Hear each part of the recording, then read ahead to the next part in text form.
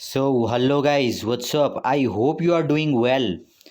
So आज के इस वीडियो में हम डिस्कस करने वाले हैं क्लास 5th ईवीएस का चैप्टर नंबर 9 जिसका नाम है अप एंड गो।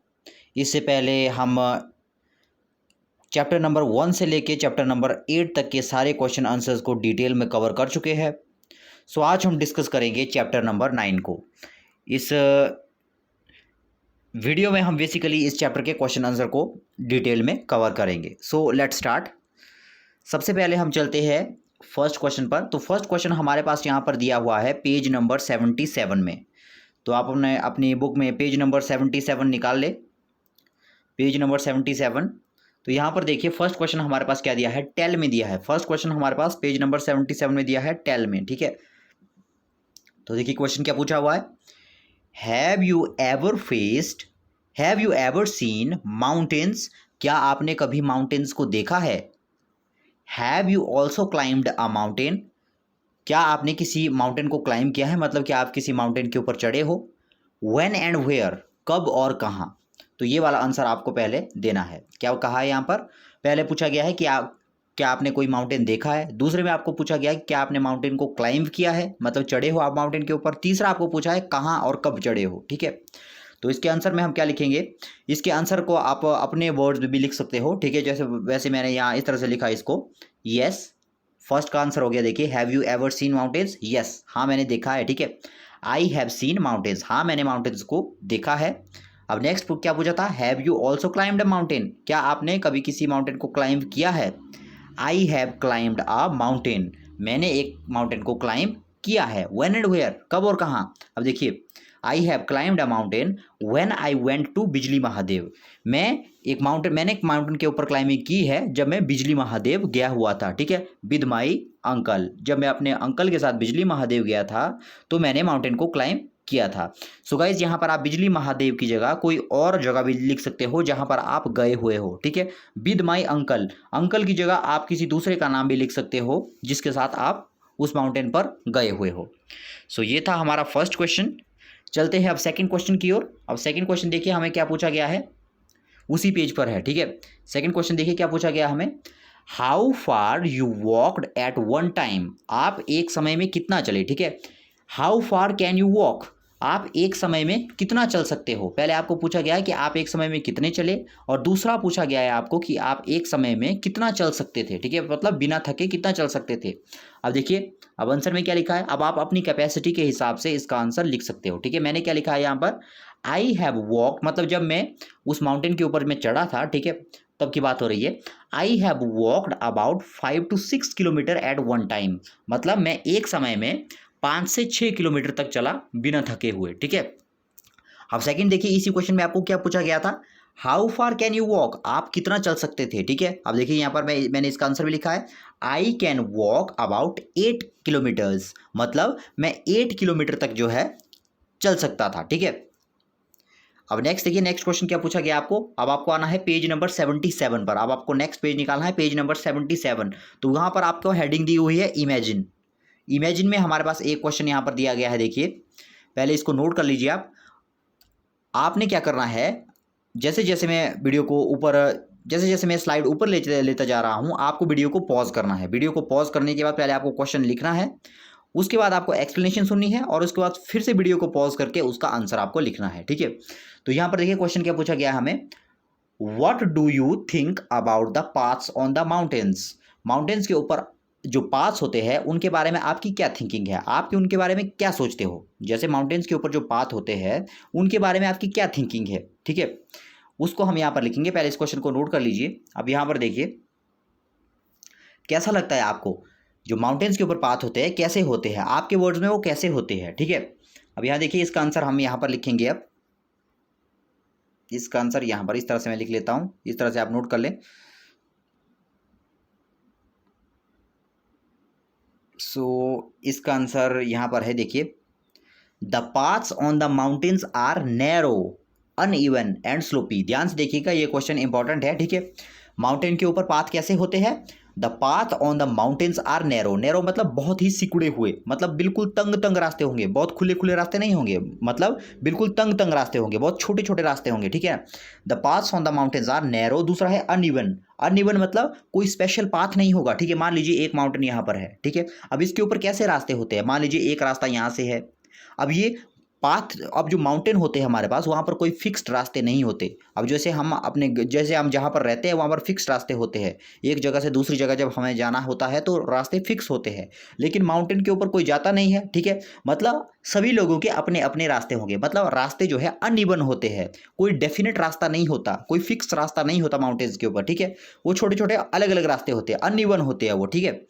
तो इसलिए हमने यहाँ पर लिखा है the paths on the mountains are narrow. एक तो वो नैरो होते हैं, दूसरे कैसे होते हैं, अनइवन होते हैं, मतलब अनडेफिनेट होते हैं, ठीक है। तीसरा कैसा है, स्लोपी, स्लोपी मतलब ढलानदार, मतलब इस तरह से, इस तरह के रास्ते होंगे, मतलब बहुत ही स्लोप, मतलब इस तरह की आकृति को हम स्लोपी कहते हैं, इस तरह से, जैसे ये इस तरह के पाथ को हम स्लोपी पाथ कहते हैं, मतलब नीचे ढलानदार पाथ होंगे वो, ठीक है। तो ये 3 वर्ड आपको याद रखने हैं। माउंटेन के ऊपर पाथ कैसे होंगे, नैरो, दूसरे अनइवन और तीसरे स्लोपी। स्लोपी मतलब ढलानदार, इस तरह के, जैसे मान ले माउंटेन है तो इस तरह की ढलान को हम कहते हैं स्लोपी, ठीक है। इस तरह के रास्ते होंगे वहां पर, मतलब इस तरह से उतराई वाले रास्ते होंगे, ठीक है। नेक्स्ट अब हम आते हैं पेज नंबर 78 के ऊपर, ठीक है। तो पेज नंबर 78 में हमारे पास देखिए हेडिंग दी हुई है टेल, ठीक है। तो टेल में हमने यहाँ पर देखना है, इस टेल में आपको देखना है पेज नंबर 78 में, यहाँ फर्स्ट क्वेश्चन देखिए क्या पूछा गया आपको यहाँ पर, What do you think about the responsibility of a group leader, ठीक है। अब जो चैप्टर है यहाँ पर हमारे पास, चैप्टर में जो है माउंटेन क्लाइंबर्स का एक ग्रुप है, ठीक है। माउंटेन क्लाइंबर मतलब जो माउंटेन के ऊपर चढ़ते हैं, ठीक है, मतलब शौक के तौर पर जो माउंटेन के ऊपर चढ़ते हैं, ठीक है, उनका एक ग्रुप है, ठीक है। जो माउंटेन के ऊपर चढ़ने वाला जो ग्रुप होता है उनमें एक लीडर भी होता है, मतलब जो सबसे आगे चलेगा, ठीक है, और जिसकी सारी बातें जो है बाकी ग्रुप के मेंबर को माननी पड़ती है, ठीक है। मतलब हर एक ग्रुप में, मतलब जो भी ग्रुप होगा पहाड़ों के ऊपर चढ़ने वाला, उनमें एक लीडर होता है, ठीक है ना, उनमें एक लीडर होता है। तो यहाँ पर यह कहा गया है कि what do you think about the responsibility of a group leader. अब जो वो ग्रुप लीडर होता है, मतलब माउंटेन के ऊपर जो लोग चढ़ रहे हैं उनका जो ग्रुप है, उनमें जो लीडर है, ठीक है, उसकी क्या क्या रिस्पॉन्सिबिलिटी है, उसकी क्या क्या काम होते हैं, उसकी क्या क्या जिम्मेदारियां होती है, ठीक है, वो हमें यहाँ पर बतानी है। तो इसमें हम क्या लिखेंगे, what do you think about the responsibility of a group leader. अब ग्रुप लीडर की रिस्पॉन्सिबिलिटी क्या क्या होगी, अब हर कोई ग्रुप लीडर नहीं बनता, ठीक है, उसके अंदर क्वालिटी चाहिए, ठीक है। अब देखिए क्या क्या काम होते हैं ग्रुप लीडर के। फर्स्ट हम क्या देखते हैं, फर्स्ट देखिए, a group leader encourage the member of the group. अब जितने भी एक ग्रुप है, मान लीजिए जो पहाड़ों के ऊपर चढ़ रहा है, ठीक है, अब बहुत सारे लोग हैं, उनका एक ग्रुप है, उनमें एक लीडर होगा, ठीक है। उसका फर्स्ट काम क्या होता है, लोगों को एनकरेज करना, मतलब उसके ग्रुप में जितने भी लोग होंगे उनको वो एनकरेज करेगा, उनको डीमोटिवेट होने नहीं देगा, ठीक है ना। मतलब जो ग्रुप लीडर होगा वो क्या करेगा, सबसे पहले तो अपने ग्रुप के मेंबर्स को जो है एनकरेज करेगा, ठीक है, उनके अंदर साहस भरेगा, ठीक है ना। ये फर्स्ट काम हो गया ग्रुप लीडर का। दूसरा क्या होता है, helps other in carrying there bags. मतलब जब वो पहाड़ों के ऊपर चढ़ रहे हैं, ठीक है, तो उनके पास बैग भी है, ठीक है, तो ग्रुप लीडर क्या करता है, उनकी हेल्प करता है बैग को कैरी करने में भी, ठीक है।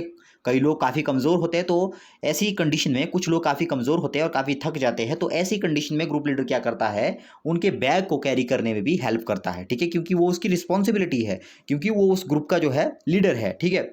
नेक्स्ट, थर्ड क्या है इसका, तीसरी रिस्पॉन्सिबिलिटी क्या होती है उसकी, look after those who are not well and arrange the food for the group, ठीक है।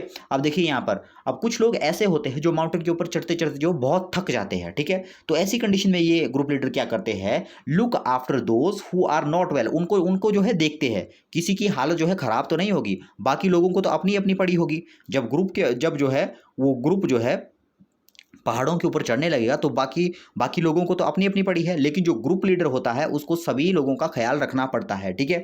अब कोई किसी की तबीयत तो खराब नहीं हो रही, ठीक है, सारे अच्छे हैं या नहीं, ठीक है, ये सब चेक करना जो है ग्रुप लीडर का काम होता है, ठीक है। और क्या होता है, and arrange the food for the group, और जो ग्रुप होगा उसको जो है फूड अरेंज करना भी जो है ग्रुप लीडर का काम होगा, ठीक है। वो जो है उनको फूड भी अरेंज करके देगा, ठीक है, उनको क्या करेगा, फूड भी जो है अरेंज करके देगा, ठीक है। नेक्स्ट, फोर्थ पर आते हैं। फोर्थ क्या है इसका, फोर्थ रिस्पॉन्सिबिलिटी देखिए ग्रुप लीडर की, help those who can't climb properly and find good place to stop and rest. अब देखिए लास्ट वाला पॉइंट, इसको आप वैसे पहले इसका स्क्रीनशॉट ले लीजिए या वीडियो को पॉज कर लो। वीडियो को पॉज करने के बाद आपको क्या करना है, इसको पहले राइट डाउन कर लो, ठीक है। अब जो फोर्थ है हमारे पास, या पहले इसको एक्सप्लेनेशन सुन लीजिए पहले, ठीक है। अब फोर्थ देखिए क्या है, चौथी रिस्पॉन्सिबिलिटी क्या होती है, help those who can't climb properly and find a good place to stop and rest. अब बहुत बड़े, मान लीजिए एक ग्रुप जो है बहुत बड़े पहाड़ के ऊपर चढ़ रहा है, ठीक है। अब एक दिन, अब जो है पहाड़ों के ऊपर जैसे जैसे हम चढ़ते हैं तो वहाँ पर थकान काफ़ी ज़्यादा होती है, ठीक है। जैसे मान लीजिए ये बहुत बड़ा पहाड़ है, ठीक है, इसके ऊपर मान लीजिए एक ग्रुप जो है चला हुआ है लोगों का, ठीक है। तो टाइम टाइम पर जो है इनको रेस्ट भी करना पड़ता है, जो ये क्लाइंबर्स होते हैं इनको रेस्ट भी करना पड़ता है, ठीक है। तो कहाँ पर रेस्ट करना है ये भी ग्रुप लीडर को ही डिसाइड करना होता है, ठीक है। ग्रुप लीडर डिसाइड करता है कि हमें कहाँ पर रेस्ट करना है, ठीक है। तो यहाँ पर देखिए यही लिखा गया है, help those who can't climb properly. ये तो हम पहले भी देख चुके हैं, मतलब जो ठीक ढंग से क्लाइंब नहीं कर पा रहे हैं, ठीक है, उनको देखना भी ग्रुप लीडर का काम होता है। और साथ में and find a good place to stop and rest, कहाँ पर हमें रुकना है और कहाँ पर आराम करना है क्लाइंबिंग करती बार, ठीक है, वो सब जो है ग्रुप लीडर के हाथ में होता है, ठीक है। ग्रुप लीडर जो है ये सब मैनेज करता है, ठीक है। तो ये हमने देख लिया ये क्वेश्चन, आप इसको लिख लीजिए, वीडियो को पॉज करके आप इसको पूरा राइट कर लो, ठीक है। नेक्स्ट चलते हैं अब नेक्स्ट क्वेश्चन की ओर। अब देखिए इसके बाद कौन सा क्वेश्चन है, how would you feel if you were made a leader of such a camp. अब अगर मान लीजिए आपको इस तरह के किसी ग्रुप का लीडर अगर बना दिया जाए, इस तरह के कैंप का अगर आपको एक लीडर बना दिया जाए तो आपको कैसा लगेगा, ठीक है। ऑब्वियस सी बात है कि बहुत अच्छा लगेगा, ठीक है। किसी भी ग्रुप का या किसी भी कैंप का अगर हमें लीडर बना दिया जाए तो बहुत अच्छा होगा, ठीक है, क्योंकि लोग जो है जितने भी मेरे ग्रुप के मेंबर होंगे फिर मेरी बातें सुनेंगे, ठीक है। ऑब्वियसली मुझे अच्छा ही लगेगा, ठीक है। तो इसके आंसर में हम क्या लिखेंगे, यहाँ देखिए क्वेश्चन क्या पूछा था, how would you feel if you were made a leader of such a camp, ठीक है। अगर आपको इस तरह के किसी कैंप का लीडर बना दिया जाए तो कैसा लगेगा आपको, ठीक है। यहाँ पर देखिए, if I would have made a leader of such a camp, अगर मुझे इस तरह के किसी कैंप का लीडर बना दिया जाए, then I would have felt very nice, तो मुझे जो है बहुत अच्छा लगेगा। सिंपल सी बात है कि मुझे बहुत अच्छा लगेगा, ठीक है। नेक्स्ट चलते हैं अब, what does a monitor in your class have to do.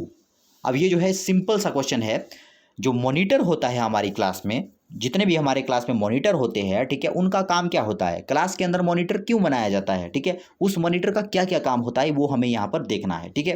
पहले इस क्वेश्चन को आप राइट कर लो, what does a monitor in your class have to do, ठीक है। पहले इसको राइट कर दीजिए इस क्वेश्चन को, इसके बाद इसका आंसर लिखेंगे हम, ठीक है। तो आंसर आप देखिए, पहले इसको समझाता हूँ मैं, क्या क्या रिस्पॉन्सिबिलिटी होती है एक ग्रुप लीडर की, एक ग्रुप लीडर क्या, एक मॉनिटर की, ठीक है। फर्स्ट देखिए क्या है, the responsibility of monitor are, monitor की रिस्पॉन्सिबिलिटी ये होती है, ठीक है। अब कौन कौन सी होती है, नंबर 1 क्या है, to mind the class before the teacher come in the classroom, मतलब जब टीचर हमारी क्लास में आ जाता है तब तो मॉनिटर का कोई काम नहीं होता, क्योंकि तब तो सारा की सारी क्लास को जो है टीचर ही मैनेज करता है, ठीक है। लेकिन जब टीचर नहीं आता हमारी क्लास में तो उस कंडीशन में पूरी की पूरी जो क्लास होती है वो क्लास मॉनिटर को मेंड करनी होती है, ठीक है। ये तो सिंपल सी बात है, ये आपको पता होगा, ठीक है। नेक्स्ट क्या है, number 2, students may not make the class dirty, ठीक है, मतलब क्लास के अंदर जो है शोर शराबा नहीं होना चाहिए। अगर किसी तरह का कोई शोर शराबा क्लास के अंदर हो रहा है उसको मैनेज करना भी जो है क्लास मॉनिटर का काम होता है, ठीक है। क्लास जो है डर्टी ना हो, ठीक है, ये रिस्पॉन्सिबिलिटी भी किसकी होती है, क्लास मॉनिटर की होती है, ठीक है, शोर शराबा क्लास में ना हो, ठीक है। नंबर 3 क्या है, to keep the black board of the class clean. अब देखिए हमारा क्लास में जो ब्लैक बोर्ड होता है, जब उसके ऊपर बहुत ज़्यादा हम लिखते हैं, लिखते जाते तो क्या होता है, ब्लैक बोर्ड काफ़ी ख़राब हो जाता है, ठीक है, काफ़ी चौक उसके ऊपर लगी रहती है, ठीक है। अब वैसे तो जो ब्लैक बोर्ड होता है हमारी क्लास में उसको क्लीन करना सबकी हमारी एक रिस्पॉन्सिबिलिटी है। ये सिर्फ और सिर्फ मॉनिटर की बात नहीं है, जितने भी स्टूडेंट हैं उन सभी की रिस्पॉन्सिबिलिटी बनती है कि वो जो है अपने क्लासरूम के जो बोर्ड होता है उनका, उसको जो है क्लीन करे। लेकिन अगर क्लीन नहीं भी किया है क्लास ने तो इस कंडीशन में क्लास मॉनिटर का ये दायित्व बनता है, क्लास मॉनिटर की ये ड्यूटी बनती है कि वो जो है जो ब्लैक बोर्ड रखा हुआ है उनकी क्लास में उसको जो है साफ करे। वो चाहे तो खुद भी कर सकता है या टर्न भी लगा सकता है अपने क्लास के स्टूडेंट्स की, ठीक है ना। नंबर 4 क्या है, आप देखिए चौथी रिस्पॉन्सिबिलिटी क्या है ग्रुप लीडर, चौथी रिस्पॉन्सिबिलिटी क्या है क्लास मॉनिटर की, if a student has a problem then he should put in before the teacher. अगर स्टूडेंट को कोई प्रॉब्लम है, अगर मान लीजिए कोई क्लास है, क्लास में किसी स्टूडेंट को कोई प्रॉब्लम है, ठीक है, तो इस कंडीशन में क्या करता है, जो मॉनिटर होगा वो उसकी प्रॉब्लम को लेके जो है टीचर को बता सकता है, ठीक है। मतलब टीचर के समक्ष रख सकता है, या मान लीजिए पूरी की पूरी क्लास को कोई प्रॉब्लम है, ठीक है, तो इस कंडीशन में मॉनिटर जो है क्लास का लीडर बन के जो है अपनी प्रॉब्लम को टीचर के सामने रख सकता है, ठीक है। तो ये थी मेन रिस्पॉन्सिबिलिटी, मतलब मेन जिम्मेदारियां जो एक क्लास मॉनिटर की होती है, ठीक है ना। इसको आप लिख लीजिए, नोट कर लीजिए, ले लीजिए इसको, वीडियो को आपको पॉज करना है और उसके बाद इसको नोट कर लीजिए, ठीक है। नेक्स्ट अब हम चलते हैं, नेक्स्ट क्वेश्चन के हमारे पास क्या लिया है, would you like to be the class monitor, why, क्या आप अपनी क्लास का मॉनिटर बनना चाहोगे, क्यों, आगे पूछा है आपको क्यों, अगर बनना चाहोगे तो क्यों बनना चाहोगे,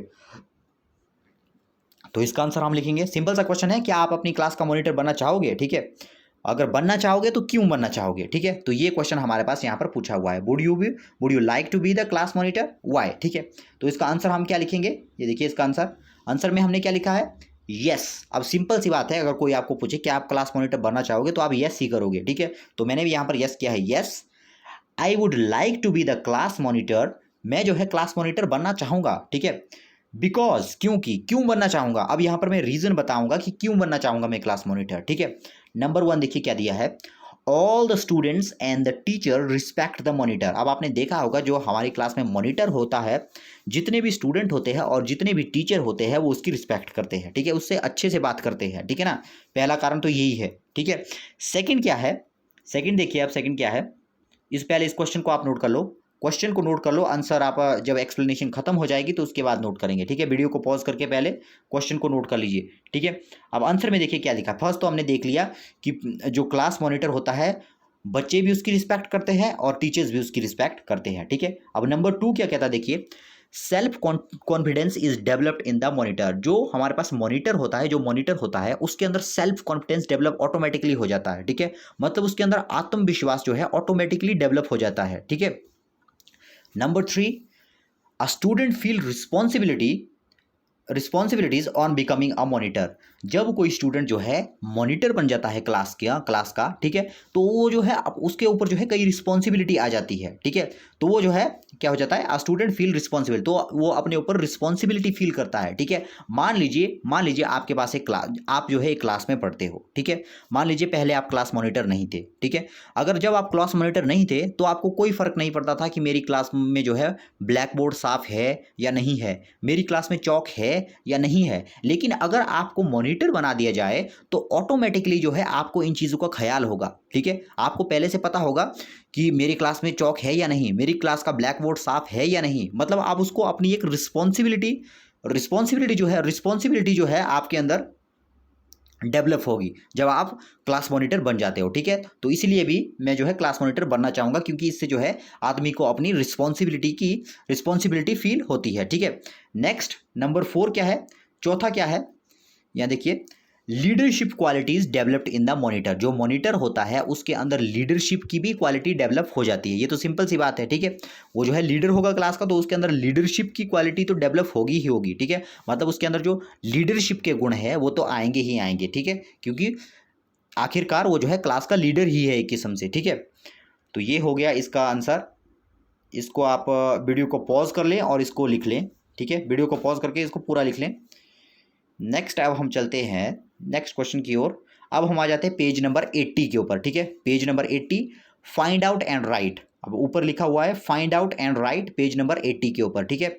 तो फर्स्ट क्वेश्चन पर यहाँ पर अब हम आते हैं, यहाँ पर क्या पूछा गया हमें, first question, what kind of tools are needed for climbing mountains, जब हम एक माउंटेन्स के ऊपर चढ़ते हैं तो हमें किन किन चीज़ों की ज़रूरत हो पड़ती है, ठीक है। ये छोटे मोटे माउंटेन्स की बात नहीं हो रही, छोटे मोटे माउंटेन्स पर तो हम ऐसे ही चढ़ जाते हैं बिना किसी सामान की मदद से, ठीक है। ये यहाँ पर बहुत हार्ड वाले जो इस तरह के जो माउंटेन्स हैं इनके ऊपर चढ़ने वाले, ये ऐसे माउंटेन्स की बात की जा रही है यहाँ पर जहाँ पर चढ़ना बहुत टफ होता है, ठीक है। जब आप एक टफ माउंटेन के ऊपर चढ़ते हो तो आपको कौन कौन सी चीज़ों की ज़रूरत पड़ेगी, ठीक है।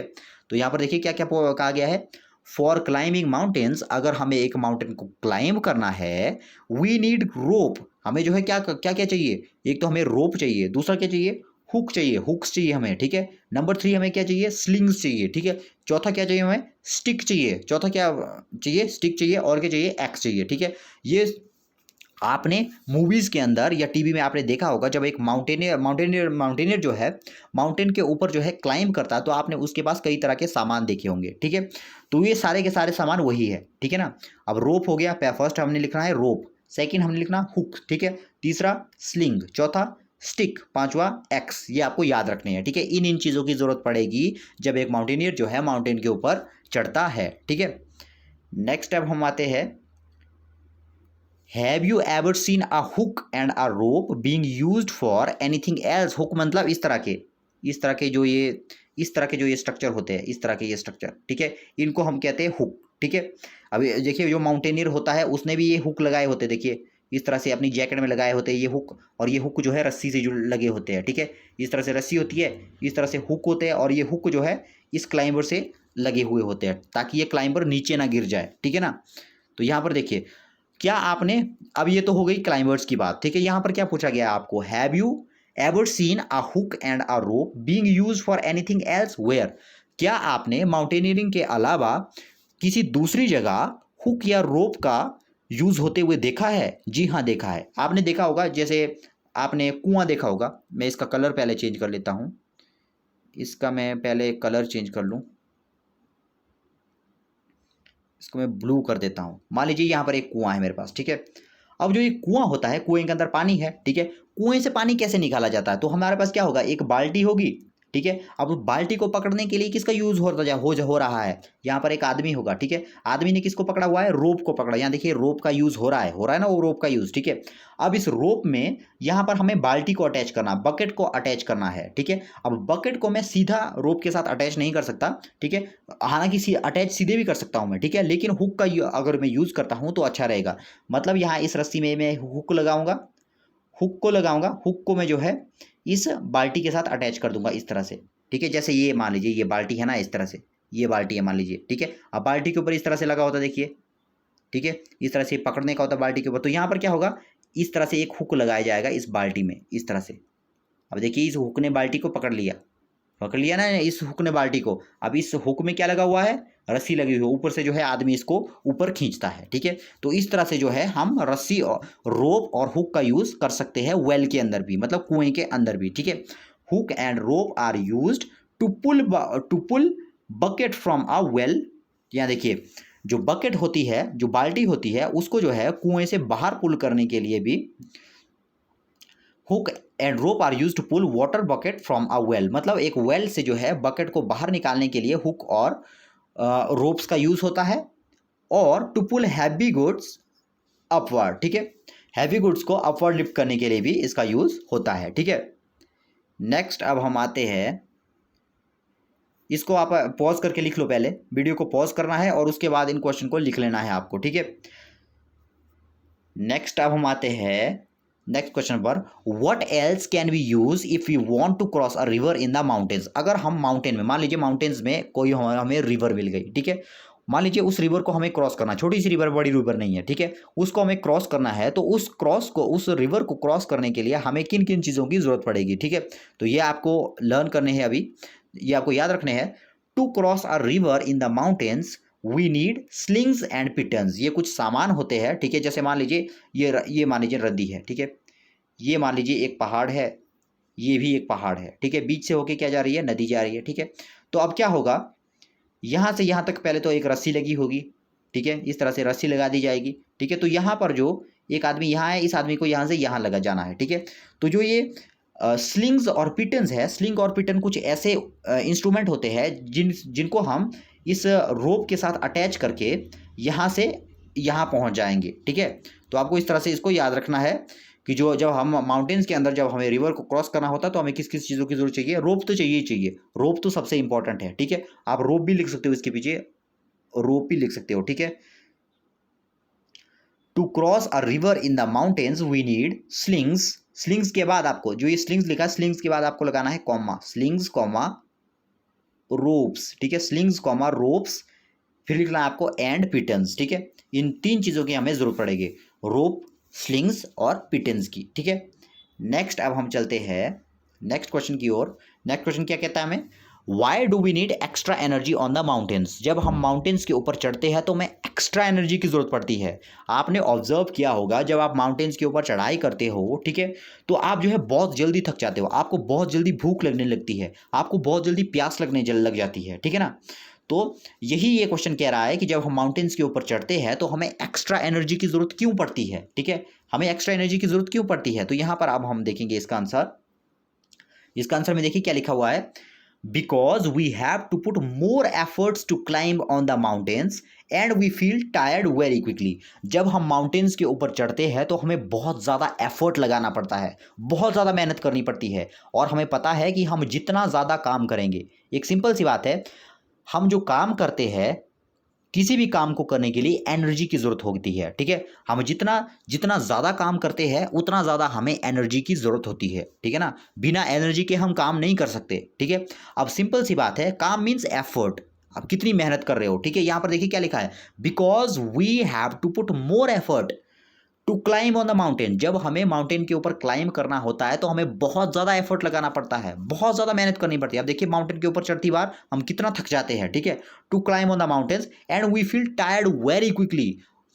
पहले से मैं बताता हूँ, जब हम माउंटेन्स के ऊपर चढ़ते हैं तो क्या हो जाता है, हमें बहुत ज़्यादा एफर्ट लगाना पड़ता है, हमें बहुत ज़्यादा मेहनत करनी पड़ती है, जिसकी वजह से हम बहुत जल्दी टायर्ड हो जाते हैं। टायर्ड मीन्स बहुत जल्दी थक जाते हैं, और जब हम थक जाते हैं तो ऑब्वियस सी बात है, आदमी थकता क्यों है, आदमी थकता इसलिए है क्योंकि उसके अंदर एनर्जी की कमी हो जाती है, ठीक है। इसलिए यहाँ देखिए, जब वो माउंटेन के ऊपर चढ़ेगा, सिंपल सी बात है कि बहुत ज़्यादा एफर्ट लगेगी, बहुत ज़्यादा मेहनत होगी उसकी, ठीक है। बहुत ज़्यादा मेहनत होगी तो मतलब बहुत जल्दी वो थक जाएगा, ठीक है। बहुत जल्दी थक गया तो अब सिंपल सी बात है कि उसको एनर्जी की ज़रूरत पड़ेगी, ठीक है। तो अब पहले से देखिए, because we have to put more efforts to climb on the mountains and we feel tired very quickly, therefore, इसीलिए we need more energy on the mountains. इसीलिए जो है माउंटेन्स के ऊपर चढ़ने के लिए हमें जो है ज़्यादा एनर्जी की ज़रूरत पड़ती है, ठीक है। अगर हम कंपेयर करें इसको किसके साथ, नॉर्मल रास्तों के साथ, नॉर्मल रास्तों में हम उतना नहीं थकते जितना हम माउंटेन्स को क्लाइंब करते हुए थकते हैं, ठीक है। नेक्स्ट चलते हैं अब, have you ever heard of any one who has done something adventurous, what, ठीक है, क्या आपने किसी ऐसे आदमी के बारे में सुना है जिसने कुछ एडवेंचरस किया हो, ठीक है, जिसने कुछ एडवेंचरस किया हो, क्या क्या आप ऐसे किसी आदमी को जानते हो, ठीक है, व्हाट, ठीक है। सो यहाँ पर देखिए आंसर में मैंने क्या लिखा है, yes I have heard about Santosh Yadav. आप जो है किसी दूसरे का नाम भी लिख सकते हैं जिसने कोई एडवेंचरस काम किया हुआ है, ठीक है। मैंने किसका नाम लिखा है, संतोष यादव का। संतोष यादव के मेरे बारे में आपको बता दूं, संतोष यादव जो है इंडिया की बहुत बड़ी एक माउंटेनियर रह चुकी है, ठीक है। तो जो संतोष यादव थी, ये एक लड़की थी, ठीक है।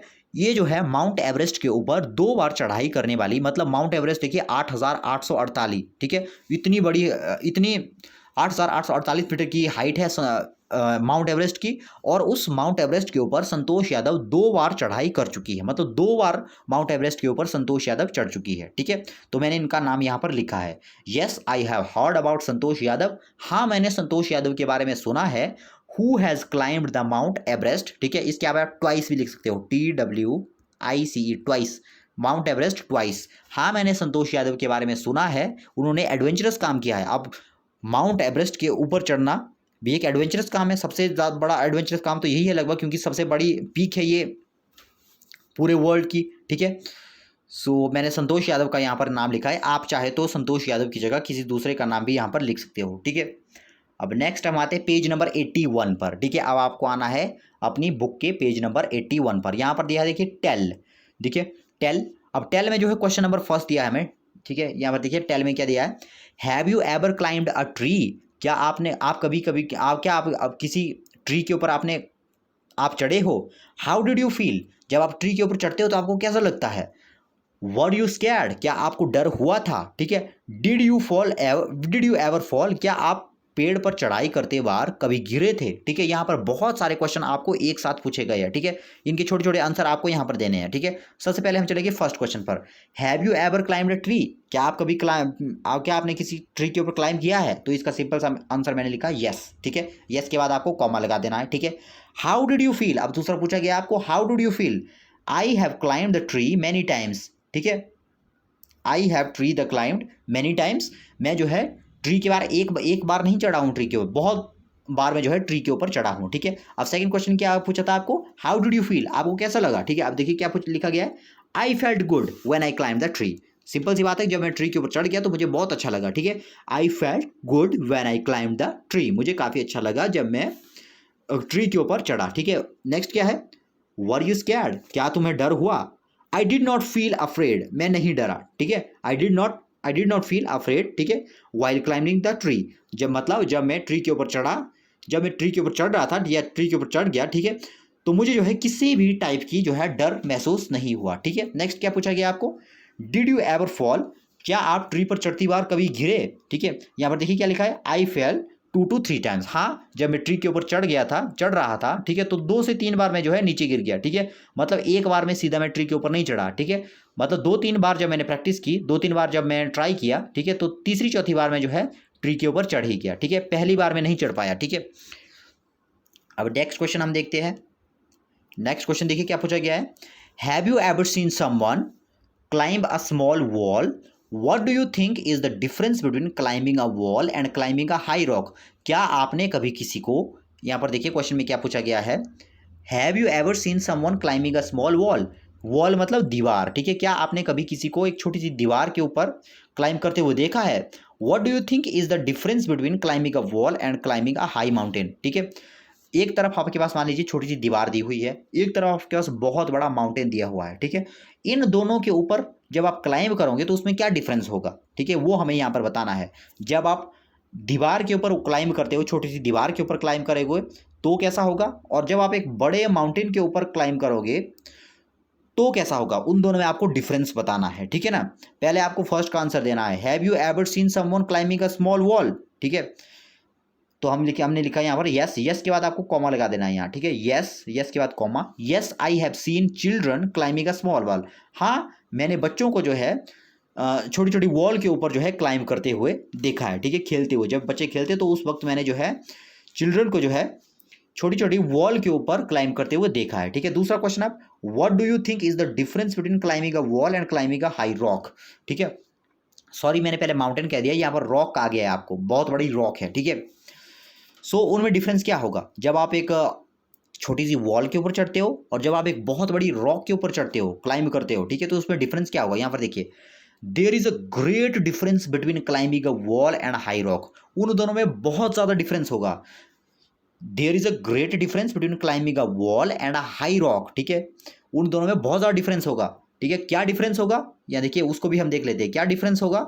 यहाँ पर देखिए, it is easy to climb a small wall, अब सिंपल सी बात है, अगर हमारे पास छोटी सी वॉल है तो उसके ऊपर तो हम जल्दी से चढ़ जाएंगे, ठीक है, विदाउट कोई एफर्ट, थोड़ा सा एफर्ट करके हम उस वॉल के ऊपर चढ़ जाएंगे अगर छोटी सी वॉल होगी, ठीक है। तो यहाँ पर मैंने लिखा देखिए, it is easy to climb a small wall, अगर छोटी वॉल है तो उसके ऊपर चढ़ना सिंपल सी बात है कि ईजी होगा उसके ऊपर क्लाइंब करना, ठीक है। And it is difficult to climb a high mountain, और अगर हमारे पास हाई रॉक, यहाँ पर रॉक लिखा गया है तो इसको इस जगह आप रॉक करेंगे, ठीक है, इसकी जगह आपको रॉक करना है, ठीक है। मतलब अगर हमारे पास छोटी वॉल दी है उस पर क्लाइंब करना बहुत आसान है, ठीक है ना, उस पर तो हम चुटकियों में चढ़ जाएंगे बिना कोई एफर्ट किए। जबकि अगर हमारे पास एक बहुत बड़ी रॉक दी हुई है, ठीक है, बहुत बड़ी रॉक दी हुई है और आप बहुत छोटे से हो, ठीक है, तो इसके ऊपर चढ़ना जो है बहुत डिफिकल्ट होगा, ठीक है, इसके ऊपर क्लाइंबिंग करना बहुत ज़्यादा डिफिकल्ट होगा, ठीक है। सो नेक्स्ट चलते हैं नेक्स्ट क्वेश्चन की ओर, पेज नंबर 82। यहाँ पर हमारे पास फर्स्ट क्वेश्चन कहा गया 82 में, देखिए 82 में फर्स्ट क्वेश्चन क्या है, have you ever lost your way, what do you do then, what did you do then, ठीक है, क्या आपने कभी रास्ते को खोया है।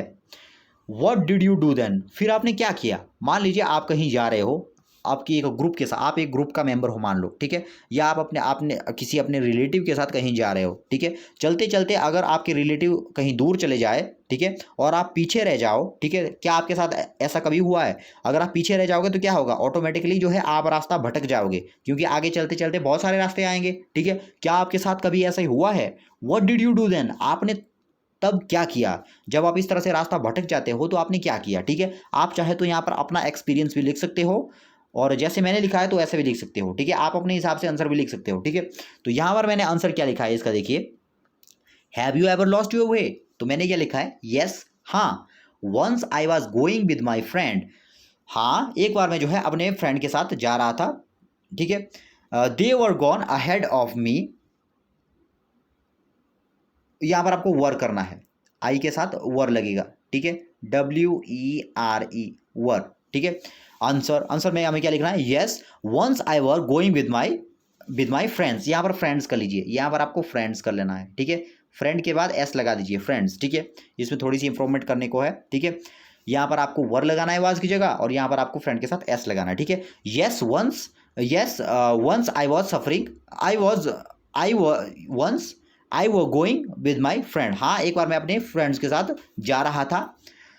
They were gone ahead of me and I was left behind, वो जो है मुझसे काफ़ी आगे निकल गए और मैं जो है क्या हो गया, पीछे छूट गया, ठीक है। चलते चलते कई बार क्या हो जाता है, हमारे साथ ही आगे निकल जाते हैं और हम पीछे रह जाते हैं, ठीक है, ठीक है। उस वक्त क्या उसके बाद क्या हुआ, देन आई लॉस्ट माई वे, जब मेरे साथी आगे निकल गए तो क्या होगा, मैंने एकदम से रास्ता जो है खो दिया, ठीक है। आई लॉस्ट माई वे मतलब मैंने अपने रास्ते को खो दिया। ऑन लूजिंग द पाथ, अब देखिए सेकंड क्वेश्चन हमें क्या हुआ, यहां तक तो हमने लिख लिया आंसर, ठीक है। मतलब जब मैं अपने दोस्तों के साथ जा रहा था तो मेरे दोस्त आगे निकल गए, इसकी वजह से मैं पीछे रह गया, ठीक है, और मैं रास्ता भटक गया। What did you do then, उसके बाद आपने क्या किया, जब आप रास्ता भटक गए तो आपने क्या किया, उसके बाद अब हम उसका आंसर लिखेंगे, ठीक है। तो उसका आंसर क्या लिखा हमने, ऑन लूजिंग द पाथ, जब मैंने रास्ते को लूज कर लिया मतलब जब मैं रास्ता भूल गया, I shouted in a loud voice, मैं जो है क्या किया, चिल्लाया, शाउट का मतलब था चिल्लाना, ठीक है। मैं जो है बहुत जोर से चिल्लाया, ठीक है, बहुत लाउड वॉइस के साथ चिल्लाया, बहुत भारी आवाज के साथ मैं जो है चिल्लाया, ठीक है। क्यों चिल्लाया, to make contact with them, मैं जो है बहुत ज़ोर से चिल्लाया, क्यों चिल्लाया, ताकि जो मेरे दोस्त है वो मेरी आवाज़ को सुन सके, उनके साथ कॉन्टैक्ट बनाने के लिए मैं जो है ज़ोर से साउंड निकाला, ठीक है। सो ये था इसका आंसर, इसको आप वीडियो को पॉज करके इसको भी लिख लीजिए, ठीक है। नेक्स्ट क्वेश्चन क्या है हमारे पास, what do you think Khandonvi would have sung loudly, ठीक है। तो यहाँ पर भी एक खंदोनवी एक आदमी है, ठीक है, वो जो है जोर जोर से गाने लगाता है, क्यों लगाता है, ये भी एक ग्रुप का मेंबर है, ठीक है, खंदोनवी एक ग्रुप का मेंबर है, ठीक है। तो जंगल में चलते चलते कई बार क्या हो जाता है, एक दूसरे से जो है अलग हो जाते हैं, चलते चलते कई बार एक दूसरे से आगे पीछे हो जाते हैं, ठीक है। तो what do you think Khandonvi would have sung loudly, Khandonvi जो है जोर जोर से गाने क्यों लगाता था, ठीक है। तो यहां पर हमने क्या लिखा है इसका answer, Khandonvi would have sung loudly so that he could make contact with his group, मतलब खंदोनवी, कई बार मैंने आपको कहा कि आगे पीछे हो जाते हैं चलते चलते, ठीक है। तो इस केस में हमारे जो साथी है वो बिछड़ ना जाए कहीं, ठीक है, हमारे जो साथी है वो खो ना जाए कहीं, हम रास्ता भूल ना जाए कहीं, ठीक है। तो इसलिए खंदोनवी क्या करता है, जोर जोर से क्या करता है, गाने लगाता है, ठीक है, संग loudly so that he could make contact with his group, मतलब उसके जो ग्रुप के मेंबर है उस उनके साथ उसका कॉन्टैक्ट बना रहे, कहीं वो बिल्कुल ही ना खो जाए, ठीक है। इसलिए वो जो है जोर जोर से गाता है ताकि जो उसके जो ग्रुप के दूसरे मेंबर है वो उसकी आवाज़ को सुन सके, ठीक है। ऐसा लगना चाहिए कि सारे चल रहे हैं, ठीक है ना। As she has lost her path in the mountain, ठीक है।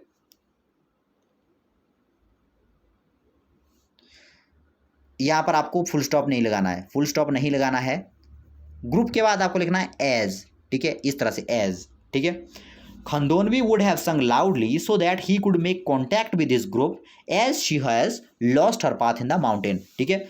अगर जो है खंदोनवी माउंटेन के अंदर जो है अपने पाथ को लॉस्ट कर दे, मतलब अपना पाथ भूल जाए, तो ऐसी कंडीशन में उसके जो साथी है उसकी आवाज़ को सुन सके, इसलिए जो है खंदोनवी ज़ोर ज़ोर से गाने लगाती है, ठीक है।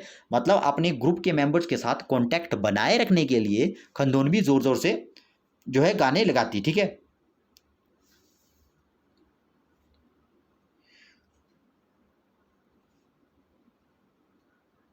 यहाँ पर आपको ही करना है, शी की जगह आप ही कीजिए, ठीक है। यहाँ पर भी आपको ही करना है। Khandonvi would have sung loudly so that he could make contact with his group as he has lost her path in his, यहाँ पर हिज करना है आपको, थोड़ा सा यहाँ पर एरर है, लॉस्ट हिज पाथ, ठीक है। यहाँ पर आपको हिज करना है, हर की जगह हिज करना है। नेक्स्ट चलते हैं अब पेज नंबर 84 पर आते हैं। यहाँ पर देखिए डिस्कस दिया है, ठीक है।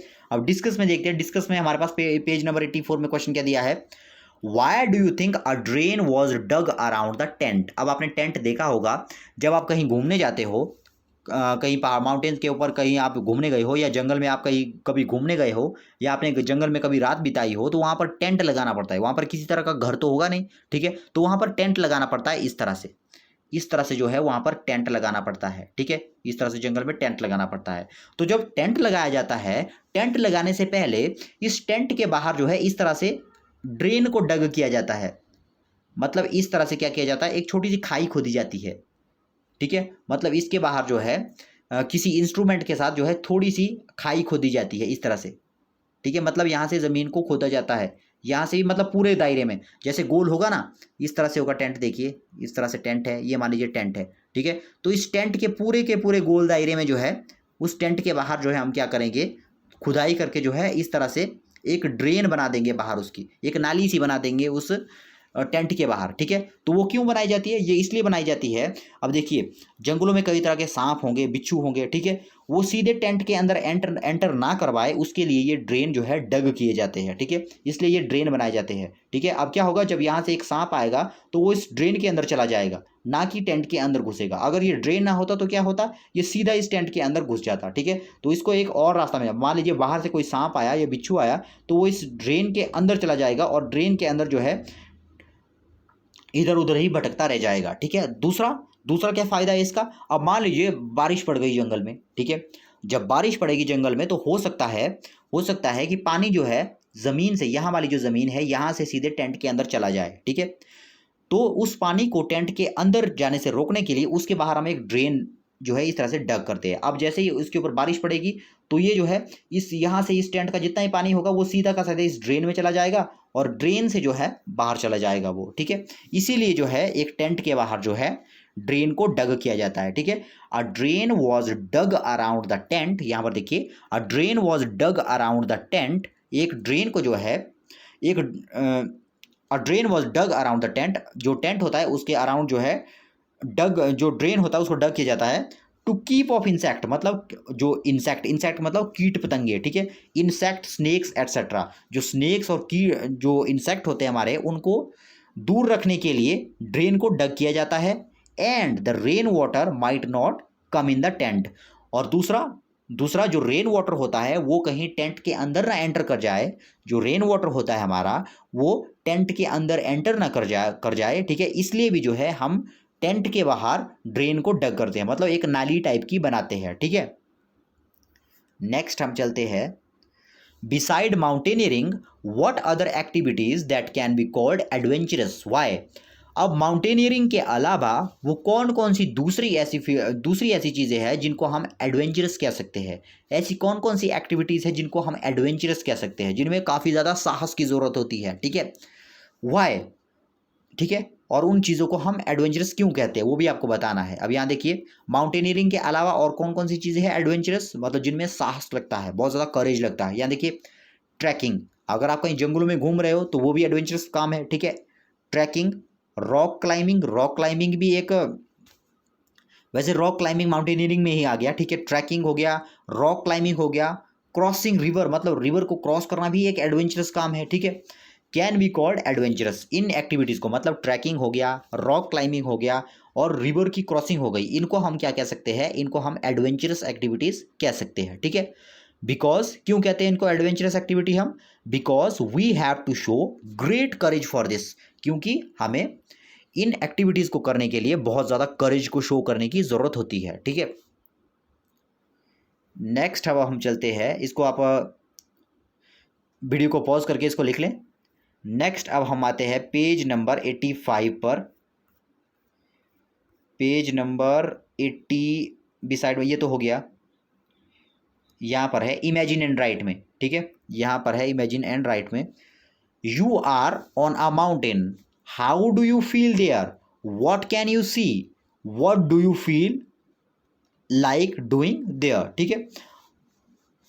You are on a mountain, आप एक माउंटेन के ऊपर है, how do you feel there, आप वहाँ पर कैसा महसूस करोगे, ठीक है।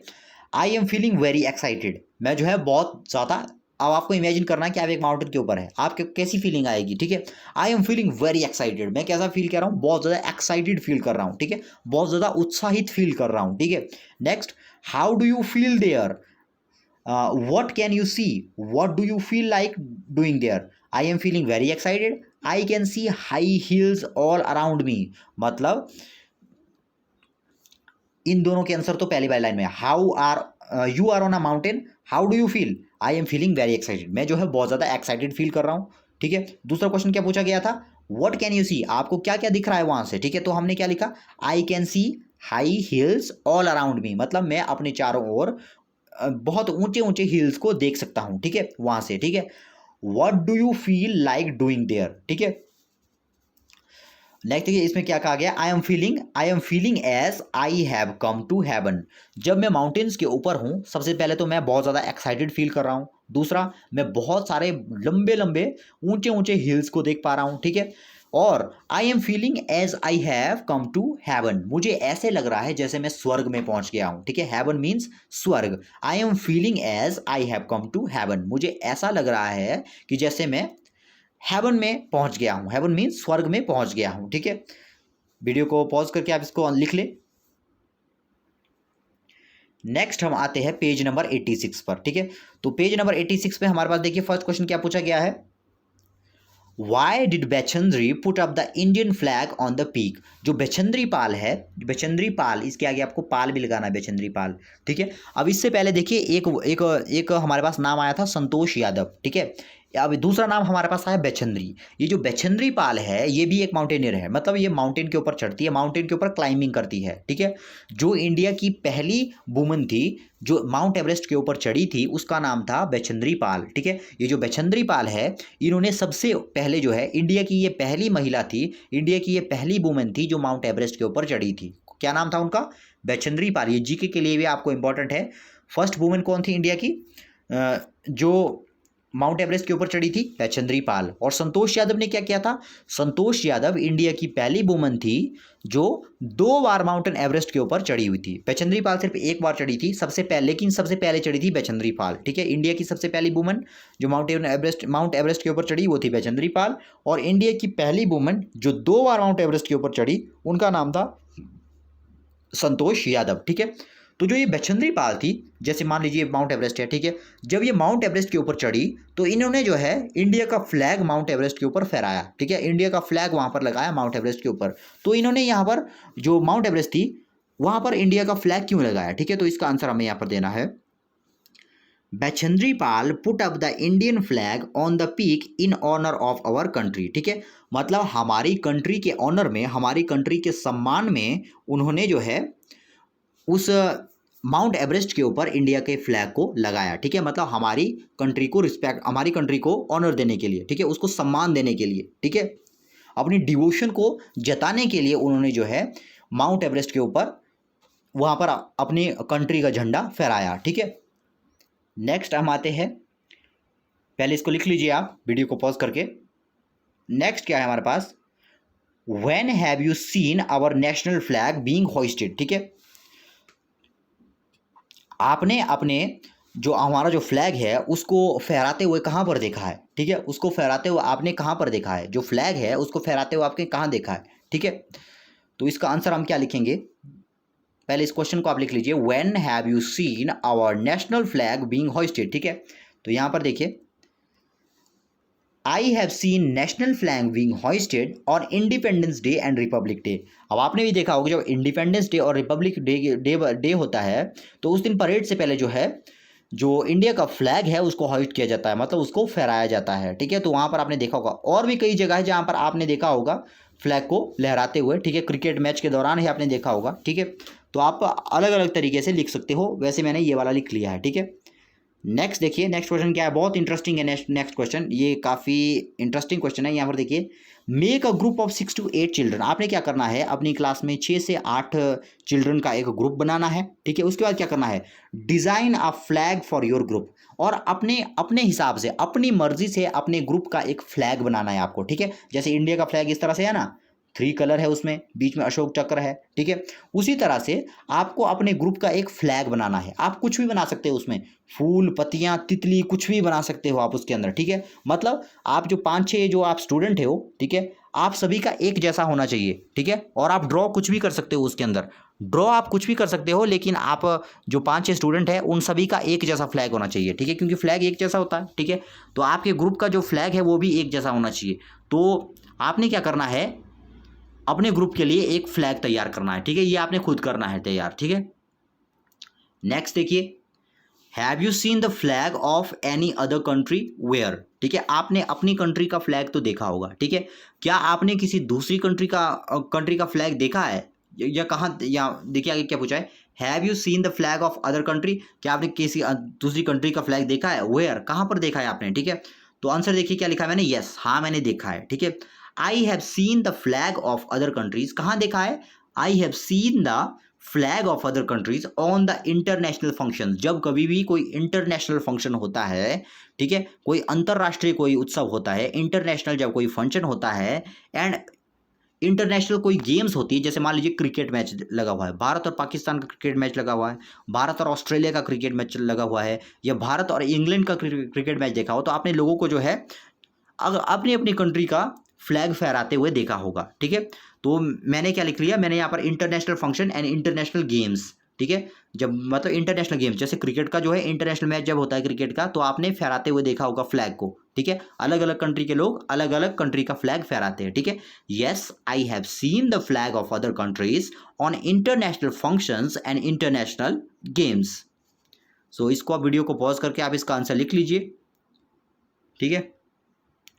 नेक्स्ट अब हम चलते हैं पेज नंबर 86 पर। तो यहाँ पर हमें क्या कहा गया है, व्हाट वी हैव लर्नड, देखिए ऊपर लिखा गया है व्हाट वी हैव लर्नड, इसमें हमें क्या कहा गया है, explain why it can be adventurous and challenging to climb a mountain, एक माउंटेन के ऊपर चढ़ना एडवेंचरस और चैलेंजिंग होता है, ठीक है। ऐसा क्यों है उसको आपको एक्सप्लेन करना है। How would you prepare if you were to climb a mountain, अगर आपको माउंटेन के ऊपर चढ़ना है तो आप कैसे प्रिपेयर होंगे, ठीक है। What would you take with you, आप अपने साथ क्या क्या ले जाओगे, ठीक है ना। Right in your own word, ये आपको सारा का सारा अपने वर्ड्स में लिखना है, ठीक है। जितने भी यहाँ पर क्वेश्चन दिए गए हैं इनको आपको एक एक करके इनके आंसर हम यहाँ पर लिखेंगे नीचे, ठीक है। तो फर्स्ट देखिए, इसको पहले आप नोट कर लीजिए, इसको पहले नोट कर, वीडियो को पॉज करके इस क्वेश्चन को पहले लिख लीजिए आप, ठीक है। नेक्स्ट अब हम चलते हैं यहाँ पर, देखिए आंसर में हमने क्या लिखा है, if I have to climb a mountains, ठीक है, अगर मुझे एक माउंटेन को क्लाइंब करना है, I would take food packets, ठीक है। अब देखिए जब मुझे एक माउंटेन के ऊपर चढ़ना होगा, ठीक है, जब मैं एक माउंटेन के ऊपर चढ़ने वाला हूँ तो मुझे क्या क्या चाहिए, I I would take food packets, तो मैं अपने साथ क्या क्या ले जाऊँगा, फूड पैकेट ले जाऊँगा, मतलब फूड के पैकेट ले जाऊँगा, दूसरा क्या ले जाऊँगा, वाटर ले जाऊँगा, तीसरा क्या ले जाऊँगा, रोप्स ले जाऊँगा, हुक्स ले जाऊँगा, टॉर्च ले जाऊँगा, प्लास्टिक शीट्स ले जाऊँगा, व्हिसल ले जाऊँगा, ठीक है, एटसेट्रा, ठीक है। इतनी सारी चीज़ें हैं, अगर आपको एक माउंटेन के ऊपर चढ़ना है, एक बहुत ही टफ माउंटेन के ऊपर अगर आपको चढ़ना है, तो ये चीज़ें आपके पास होनी चाहिए। फूड पैकेट्स हो गया, वाटर हो गया, रोप्स हो गए, हुक्स हो गए, टॉर्च, प्लास्टिक शीट और व्हिसल। व्हिसल क्यों चाहिए, व्हिसल मतलब जब आप व्हिसल बजाते हो तो वो काफ़ी दूर तक जाती है। मान लो आप किसी माउंटेन के ऊपर फंस गए, ठीक है, तो आप व्हिसल को बजा के अपनी होने का सिग्नल दे सकते हो। मान लीजिए नीचे कहीं पर आदमी है, आवाज़ उतनी नहीं जा पाती, जो व्हिसल होती है वो काफ़ी दूर तक जाती है, इसलिए आपको अपने साथ व्हिसल भी रखनी है, ताकि कहीं आप माउंटेन के ऊपर फंस जाओ तो बजाने के काम आए, ठीक है, ताकि लोग आपको सुन सके, ठीक है।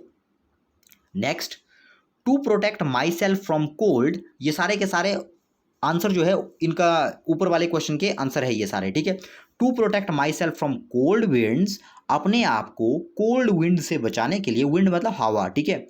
To protect myself from cold wind, अपने आप को कोल्ड विंड से बचाने के लिए, आई विल कैरी, मैं अपने साथ क्या कैरी करूँगा, जैकेट्स, ठीक है, जैकेट्स, ठीक है। नेक्स्ट,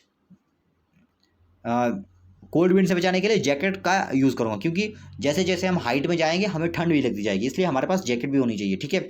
नेक्स्ट क्या है, बिसाइड दीज, इसके अलावा, आई विल कैरी, मैं अपने साथ क्या क्या ले जाऊँगा, ग्लूकोज, जैगरे, जैगरे मतलब गुड़, ठीक है, ग्लूकोज, जैगरे एंड चना, ठीक है। चना, ये चने जो होते हैं, चने जब हम खाएंगे, ठीक है, तो चने से जो है हमें काफ़ी ज़्यादा एनर्जी मिलती है। जो हमें सूखे चने, भुने हुए चने जो हम ले जाते हैं, ठीक है, जो भुने हुए चने होते हैं उनसे काफ़ी ज़्यादा हमें प्रोटीन मिलता है और काफ़ी ज़्यादा मात्रा में ग्लूकोज भी मिलता है, ठीक है ना। तो जब मैं माउंटेन के ऊपर चढ़ूँगा तो मेरे साथ बहुत बड़े बड़े फूड आइटम तो मैं लेके जाऊंगा नहीं, ठीक है। मैं बिल्कुल सिंपल सिंपल फूड आइटम लेके जाऊंगा जो एनर्जी रिच होंगे, जिनके अंदर एनर्जी बहुत ज़्यादा होंगी, ठीक है। इसलिए मैं क्या क्या लेके जाऊंगा, ग्लूकोज लेके जाऊंगा, जैगरी लेके जाऊंगा, चना लेके जाऊंगा, ठीक है। Which are useful for mountain climbing, ये सारे के सारे जो है माउंटेन क्लाइंबिंग के लिए इंपॉर्टेंट है, ठीक है। सो इसको आप नोट कर लीजिए, वीडियो को पॉज करके इसको नोट कर लीजिए। सो ये था इस चैप्टर का एंड। तो आज हमने देखा क्लास 5th ईवीएस का चैप्टर नंबर 9।